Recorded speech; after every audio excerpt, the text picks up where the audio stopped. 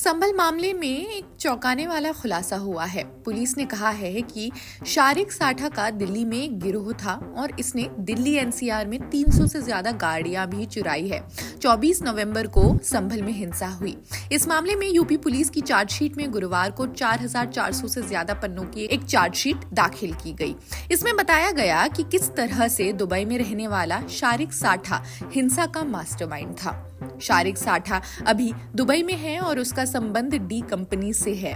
Police ने कहा, chargesheet के अनुसार शारिक का संबंध दाऊद इब्राहिम और पाकिस्तान की एजेंसी आईएसआई से है। वो नकली पासपोर्ट का इस्तेमाल कर देश से भागा था। चार्जशीट में 79 आरोपियों के नाम शामिल हैं और सभी जेल में बंद है। पुलिस ने बताया कि अब इसके बाद सप्लीमेंट्री चार्जशीट भी दाखिल की जाएगी। संभल के पुलिस अधीक्षक कृष्ण कुमार बिश्नोई ने कहा, उस व्यक्ति को पुलिस द्वारा गिरफ्तार किया गया है जिसका नाम गुलाम पुत्र मुख्तार है। ये मोहल्ला दीपा सराय नखासा का रहने वाला है। इस व्यक्ति को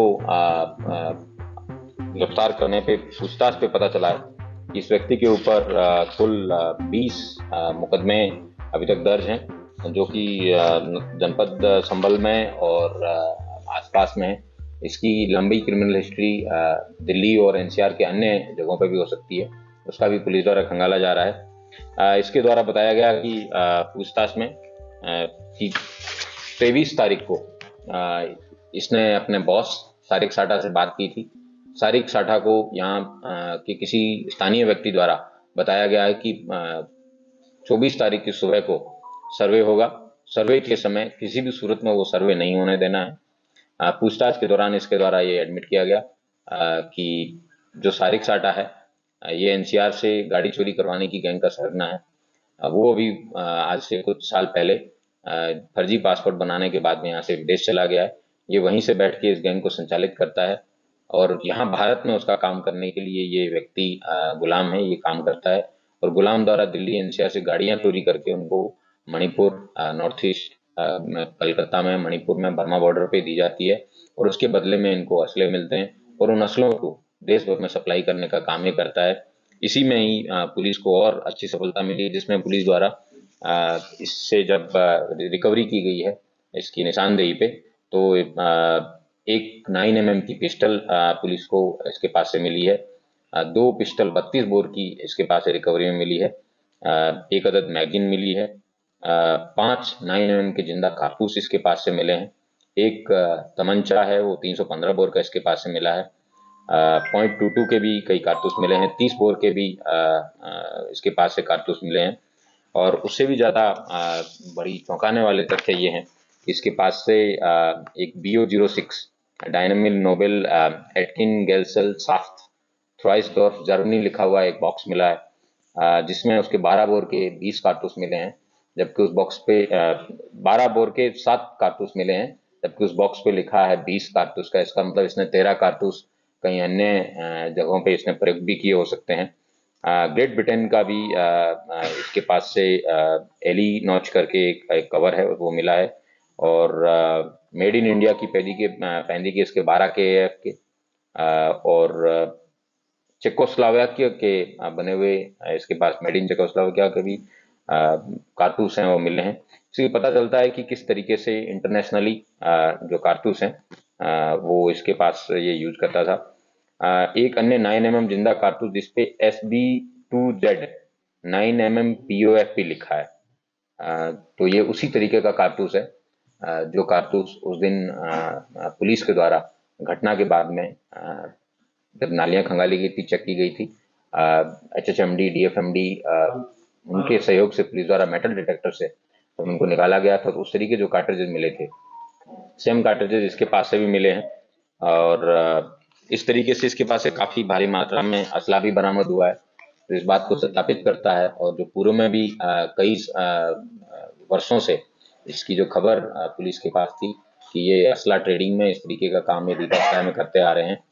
इसके द्वारा पूछताछ में बताया गया कि पूर्व में इसको राजनीतिक संरक्षण इसको और शारिक साठा को प्राप्त था, जिसकी वजह से ये लोग दीपा सराय में बिना किसी चिंता के आराम से शांति से जितने भी आपराधिक गतिविधियां हैं वो करते आ रहे थे। लेकिन पिछले कुछ समय से पुलिस की सख्ती के कारण ये आपराधिक गतिविधियां संचालित नहीं कर पा रहे थे। इसके द्वारा यह भी बताया गया कि जो 24 तारीख को जो हिंसा है उसमें एक कोई वकील है जो कि बाहर से आते हैं और वो जगह जगह पे एप्लीकेशन डालते हैं। इनके द्वारा ये निर्धारित किया गया, जब प्लानिंग में असले रहने के समय उन्होंने उसको ब्रीफ किया गया था, उसका फोटो भी उनको बताया गया था कि ये इस तरीके का व्यक्ति है, इस हुलिये का है, इसको जामा मस्जिद के अंदर किसी भी सूरत में पहुंच के उस व्यक्ति को खत्म करना है। उससे देश भर के अंदर हिंसा फैलेगी और ये लोग जो हैं देश भर में, दुनिया भर में फेमस हो जाएंगे।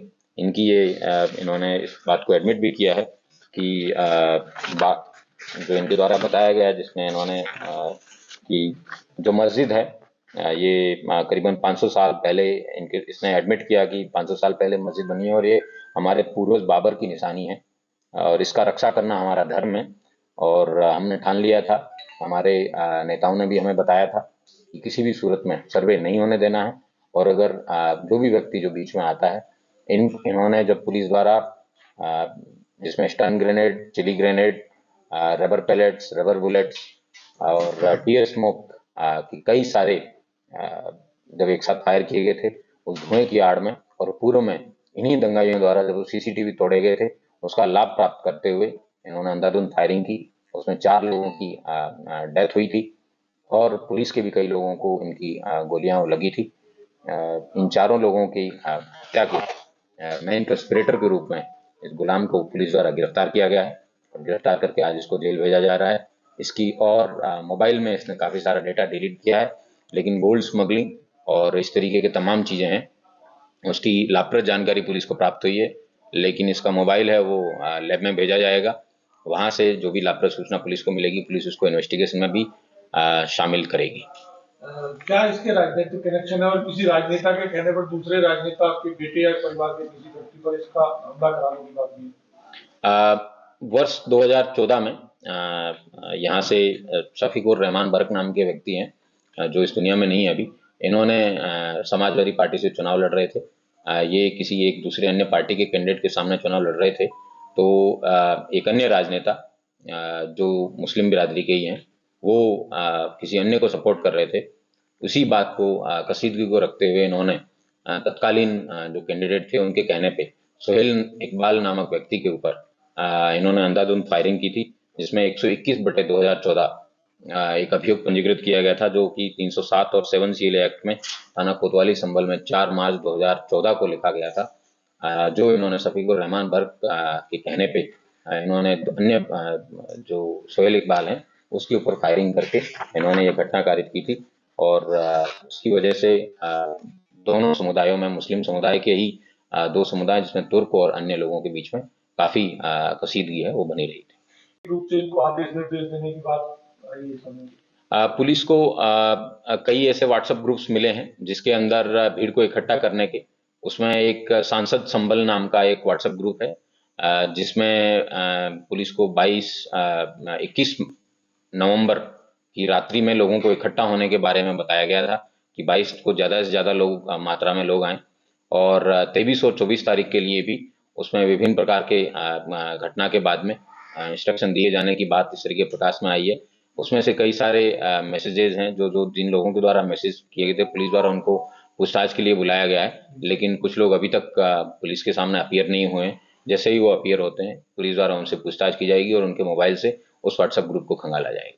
सर, सारिक साठा का जो कांटेक्ट है वो कब से नेताओं के सामने आ रहा है सर? कब से एक और नेता कांटेक्ट? सारिक साठा के बारे में उस व्यक्ति से पूछताछ पे ज़्यादा पता चलेगा, लेकिन जो उसके साथी से पूछताछ में पता चला है कि वो कई दशकों से यहाँ पे संभल में 1999 में भी उसके द्वारा कई लाखों की लूट है वो यहाँ के मेहनता व्यापारियों के साथ की जाती रही है। उसको पुराना संरक्षण प्राप्त था, इसलिए इतने बड़े घटनाएं कारित करता था और उसके बाद में जब उसको पता चला कि सरकार की सख्ती बहुत ज़्यादा है और उसके खिलाफ गंभीर कार्रवाई की जाएगी, उसी को डर के मारे वो व्यक्ति यहाँ से छोड़ के विदेश भाग गया। सर, कुछ लेन देन का मामला भी सामने आया है सर इन दोनों के बीच में? ये भारत में रह के सारिक साठा के लिए इसकी सारी आपराधिक गतिविधियां हैं, उसको अंजाम देने का कार्य गुलाम द्वारा किया जाता है। कितने साल से गुलाम का और सारिक साठा का कनेक्शन रहा है और किस माध्यम से ये सारिक साठा से संपर्क करता था? इसने पूछताछ में बताया और इसके मोबाइल से भी एक जंगी ऐप है उसके बारे में पता चला है जिसका उस ऐप के अंदर ज़्यादा डेटा स्टोर नहीं रहता है और किसी भी सर्वर पे भी उसके मैसेजेस स्टोर नहीं रहते हैं, तो इसलिए वो सबसे मुफीद और सबसे सेफ ऐप माना जाता है। इसलिए उसके द्वारा इन लोगों के द्वारा इस ऐप का प्रयोग किया जाता है और उसी से बात की जाती है। लेकिन इसके पास से सारिक साठा की पत्नी का भी मोबाइल रिकवर हुआ है, जो कि समय समय पे, ताकि इसके अपने मोबाइल शक ना हो इसके ऊपर, और उसकी पत्नी के मोबाइल से भी बात करता रहता है। इनके पास से सारिक साठा के 2 मोबाइल नंबर्स भी पुलिस को प्राप्त हुए हैं। पुलिस द्वारा इंटरनेशनल अथॉरिटीज़ हैं, उन सब से सामंजस्य बिठा के जो भी डिटेल है उसमें निकलवाई जाएगी। टेलीकॉम अथॉरिटीज़ है, उनसे भी डिटेल ली जाएगी। साठा की पत्नी को पुलिस ने पूछताछ के लिए बुलाया था, क्या चीजें सामने आई? पुलिस द्वारा उसके द्वारा जराइम की दुनिया से जो भी संपत्ति कमाई गई है, उस संपत्ति को वेरीफाई करने के लिए, और वर्तमान में कोर्ट में कोर्ट में जो एक प्रॉपर्टी अटैच की गई है उसका नोटिस तामील करने के लिए, और इस हिंसा से संबंधित भी अगर उसको किसी प्रकार की कोई सूचना या जानकारी हो, उस लाभप्रद सूचना प्राप्त करने के लिए पुलिस द्वारा उसको बुलाया गया है। Thank you.